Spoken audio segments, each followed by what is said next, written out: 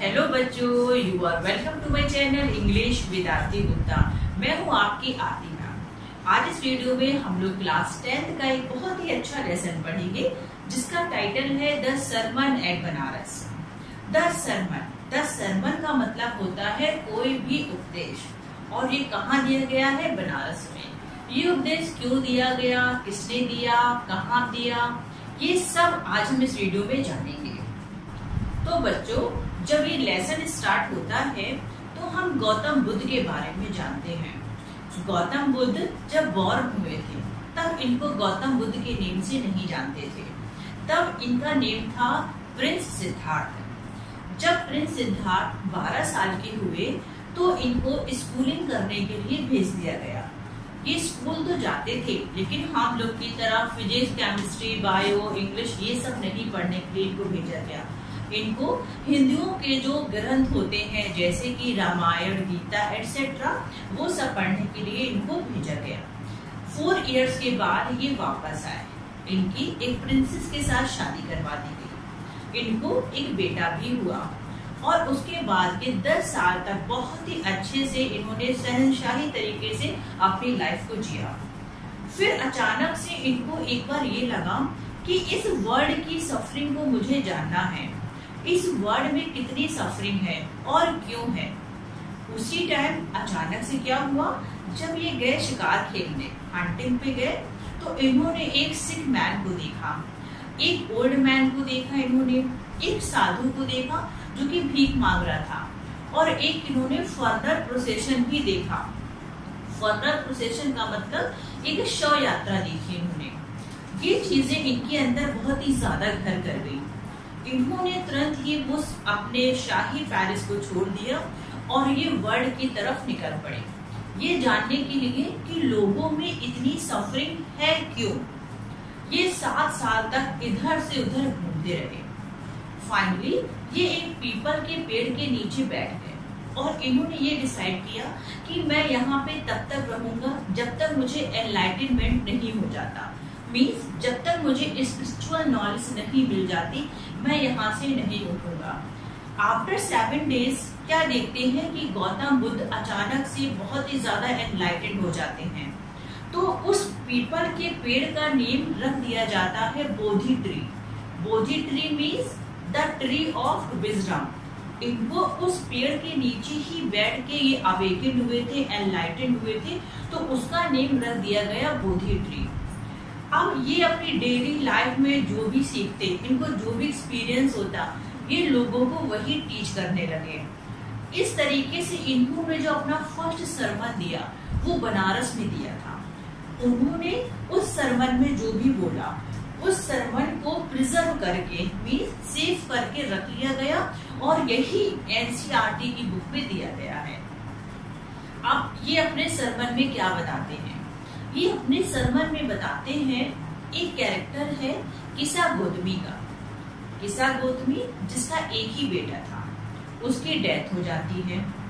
किसा गौतमी बहुत ही ज्यादा परेशान हो जाती है और वो अपने डेड बच्चे को लेके एक जगह से दूसरी जगह घूमती है और सभी से रिक्वेस्ट करती है कि मेरे बच्चे के लिए मेडिसिन दे दो, मेरे बच्चे का इलाज कर दो। सभी ने उसको समझाने की बहुत कोशिश की, लेकिन किसा गौतमी अपने बेटे के प्यार में, उसके दुख में अपना सेंसेस ही खो चुकी थी, एकदम पागल जैसी हो गई थी।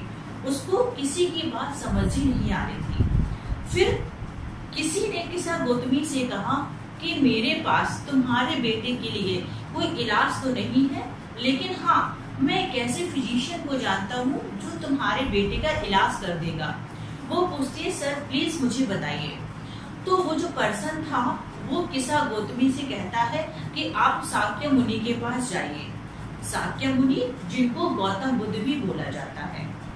जब किसा गौतमी गौतम बुद्ध के पास पहुंचती है, अपनी सारी उन्हें बातें बताती है, तो गौतम बुद्ध कहते हैं कि ठीक है मैं तुम्हारे बच्चे का इलाज कर दूंगा, इसके लिए मुझे एक मुट्ठी भर के मस्टर्ड सीड चाहिए, मीन्स एक मुट्ठी भर के सरसों के दाने चाहिए।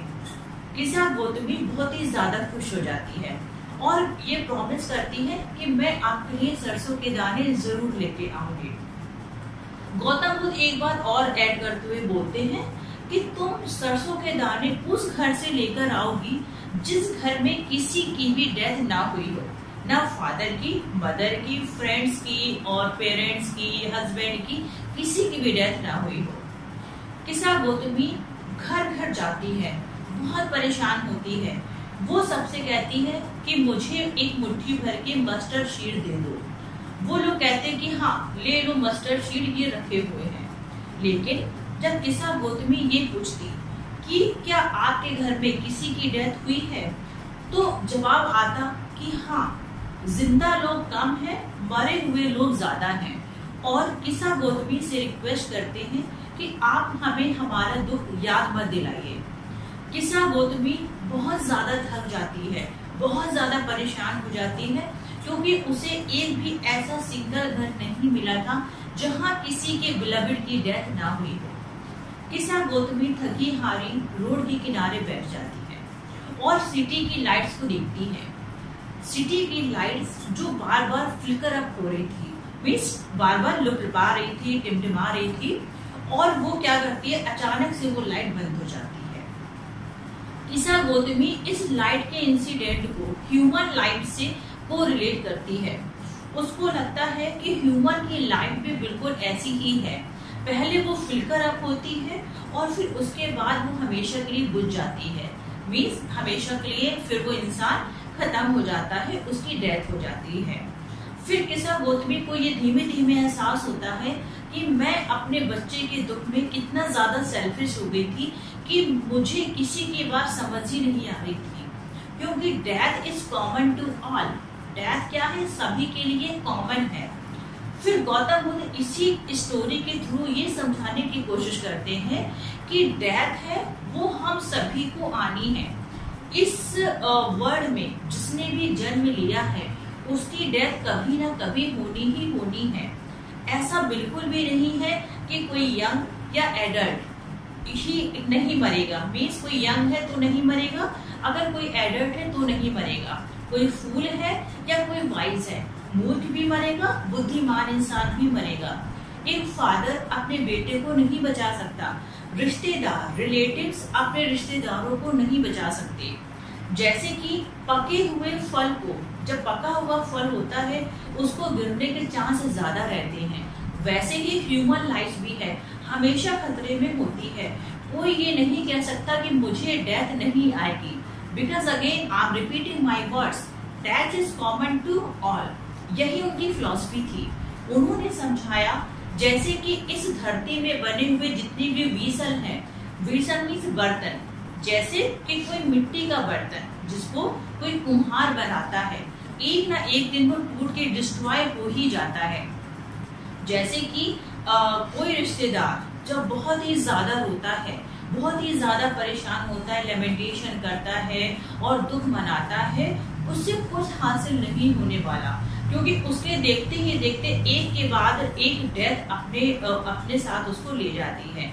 जैसे किसी ऑक्स को कोई कसाई अपने साथ लेके जाता है। तो गौतम बुद्ध ये समझाने की कोशिश करते हैं कि हमें रोना नहीं चाहिए, हमें पछतावा नहीं करना चाहिए, क्योंकि आज नहीं तो कल डेथ सबको आनी है। जो होशियार लोग होते हैं वो इस बात को लेके लैमेंट नहीं करते, क्योंकि अगर आप ज्यादा रोते हो, ज्यादा परेशान होते हो, उसके बदले जिसकी भी डेथ हुई है वो वापस तो नहीं आ सकता। जबकि होगा क्या कि आपका जो पीस है दिमाग की, जो आपके दिमाग की शांति है वो खो जाएगी और आप बहुत ज्यादा परेशान हो जाओगे, आप बीमार हो जाओगे, आप फेल हो जाओगे, आप मुरझा जाओगे। तो गौतम बुद्ध कहते हैं कि जो वाइज मैन होते हैं वो इस वर्ल्ड के टर्म्स एंड कंडीशंस को जानते हैं, समझते हैं, तो पछतावा नहीं करते। इसलिए हमें ये समझना चाहिए कि death is common to all, और हमें पछतावा नहीं करना चाहिए। अगर हम पछतावा नहीं करेंगे तो हम लोग शांति से रह पाएंगे, हमारा दिमाग भी ना शांत रहेगा, क्योंकि उससे कोई रिजल्ट आने वाला नहीं है। और यहीं पे ये चैप्टर फिनिश हो जाता है।